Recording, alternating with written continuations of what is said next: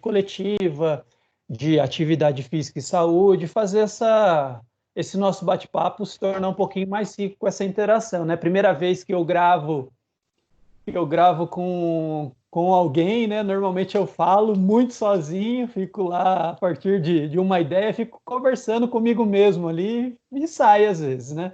E hoje eu trouxe o Alexandre para a gente bater um papo nesse sentido, né? E conversar sobre, né? Conversar sobre é bom conversar, né? A gente está nessa distância, né, Alexandre? Mas é É, bom bater um papo, conversar, porque faz parte também, né? Dessa ideia de sair um pouquinho desse isolamento, né? Isolamento mental, né? De conversar com as pessoas é bom, né? Conversar com pessoas externas, né? Que a gente está conversando muito com os nossos familiares hoje. sim, E sem aí, dúvida. beleza, cara? Beleza, Theo, prazer estar aqui contigo. Obrigado pelo convite.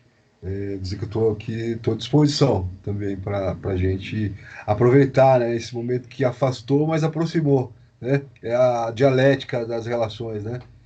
Afastou, mas aproximou mais.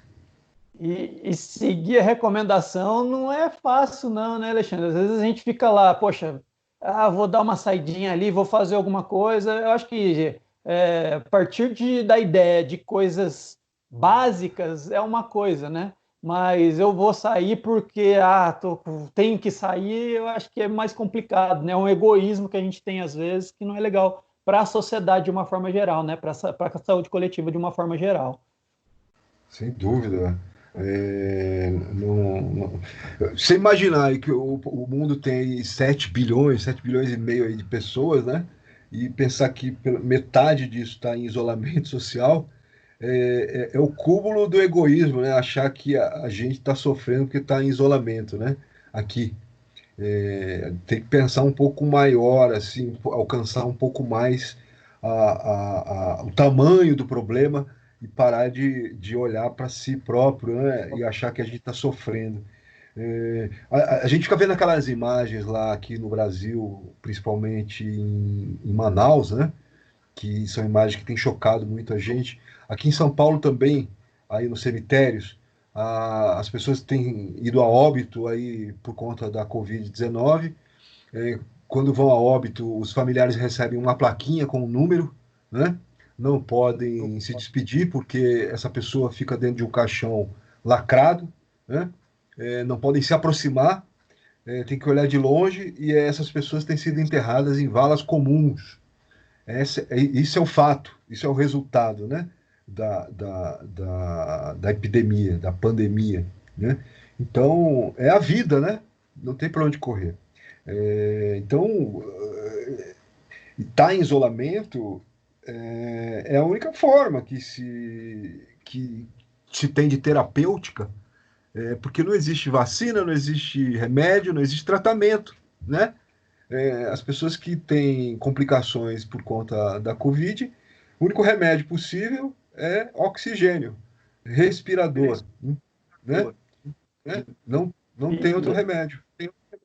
E Alexandre, quando você observa aí, né? A gente que é da área da educação física e está trazendo essa discussão relacionada à atividade física, e aí você observa, né? No primeiro momento a gente está vivendo aquele clima, né? Das pessoas fazerem em casa, né? Procurarem alguma coisa relacionada ao lazer, brincar com os filhos, e aí estava tudo aparentemente resolvido, né? Mas chegou uma hora que as pessoas, não, peraí, eu posso fazer uma atividade física externa, né? É só não ter contato com ninguém. E aí começou todo mundo a pensar dessa forma, e aí a gente está vendo hoje, né? As pessoas juntando grupos menores, mas juntando grupos. As pessoas não estão podendo ir no parque, mas estão utilizando as ruas, porque os parques públicos estão fechados.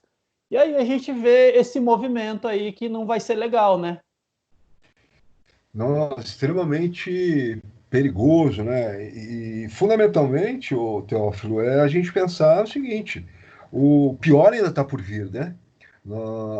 Para meados de maio é a projeção para o pico de contaminação e de doença no Brasil, né? O mês de maio, meados do mês de maio. Vamos falar lá para entre a primeira e a segunda quinzena de maio, né? Então, tá todo mundo que está fazendo isso está simplesmente ignorando, dando de ombros para aquelas recomendações que as autoridades sanitárias têm preconizado no Brasil. E não só do Brasil, mas as autoridades sanitárias da OPAS, né, que é a Organização Pan-Americana de Saúde, a OMS tem alertado a todo momento que o pior está por vir no Brasil, porque vamos olhar para os Estados Unidos, Teófilo. Os Estados Unidos estão lá passaram de 50 mil mortes, estão quase 1 milhão de pessoas infectadas. Nós, o Brasil, em relação aos Estados Unidos, tem mais ou menos um gap de um mês de diferença. Quando se notificou o primeiro caso no Brasil, né, e o primeiro caso nos Estados Unidos. Dá mais ou menos um mês de diferença. Né? É, olha para os Estados Unidos, a situação que eles estão vivendo agora. Né? Olha para o Brasil. Se a gente tem um mês de diferença, olha quanta coisa ainda vai acontecer conosco aqui. Né? Então, essas pessoas, que são pessoas, inclusive, que têm instrumental, porque tem formação, estão subestimando esse cenário, que é um cenário tenebroso, um cenário terrível. Né? Imagina o que vai acontecer. Né? A gente não está aqui locobrando, fazendo terrorismo. São dados, é estatística, é matemática, né? E É a projeção, probabilidade, né? é projeção, é matemática. Quer dizer, a estatística ela ajuda, ela é um instrumento, o principal instrumento da epidemiologia, né? Então a gente não está falando nem de. A gente está falando de transmissão geométrica, nós estamos falando de exponencial, né? Nós estamos falando, não tem nem dado para fazer essa projeção em números que a gente projeta, né? Então, assim, é terrível. É terrível o que as pessoas estão, por conta própria, né, tomando a decisão de ir para a rua correr, em grupos de bike, né, pedalando em grupo na rua novamente, saindo com o filho, a família inteira, né, encontra com o vizinho, com o amigo, tem gente fazendo festa, né, acho que a gente fazendo festa já novamente. Então, é um cenário que a saúde mental da gente fica mais comprometida, para além do isolamento, né? E tem mais essas preocupações, né? Você estava me falando, num outro bate-papo nosso, que a maioria das vezes os atletas, especialmente os atletas de alto rendimento, eles estão dando um bom exemplo nesse sentido, né? Muitos têm algum recurso dentro de casa e outros procuram, com a criatividade, fazer algo relacionado também, né, a uma atividade física dentro de casa. É lógico que até mesmo nos Jogos Olímpicos eles entenderam toda essa questão, que não é inviável fazer alguma coisa que vai gerar aglomeração, e transferiram, né? Primeira vez na história que transferiram os jogos. Eu achei super válido, e também a gente não sabe o que vai acontecer pela frente, né, Alexandre? Exatamente. Nós tínhamos tido, no caso dos Jogos Olímpicos, nós tivemos aí durante a Primeira Guerra Mundial, né, que foi o cancelamento dos Jogos, e durante a Segunda Guerra Mundial, né, que houve cancelamento dos Jogos. Foi a primeira vez que se adiou, né, os Jogos para um ano ímpar, inclusive, 2021, né? Acho que vai ser a primeira vez na história que os Jogos serão realizados num ano ímpar, né? Que alterou todo o calendário mundial do esporte, né? O primeiro eu acho que foi em 89, não foi? 89, que era de 2 em 2 anos os Jogos Olímpicos, eu não me lembro. Não, Mas o eu acho que o primeiro, primeiro, 1896, né? 96. Isso, em Tóquio, que é o resgate dos Jogos Olímpicos, né? Já na era moderna. E depois ele seguiu de 4 em 4 anos, seguindo a lógica mesmo grega, né? De Cronos, o deus do tempo e tal, que projetou os Jogos de 4 em 4 anos, que tem um sentido filosófico com a cultura grega, né? E a questão do Olimpo, né? Então tinha toda essa coisa ritualística que os jogos da era moderna mantiveram, né? Os jogos de Uhum. 4 em 4 anos. Então vai ser a primeira vez dos jogos da era moderna que eles, quiçá, dos jogos, da história dos jogos, né? Era bom até investigar isso.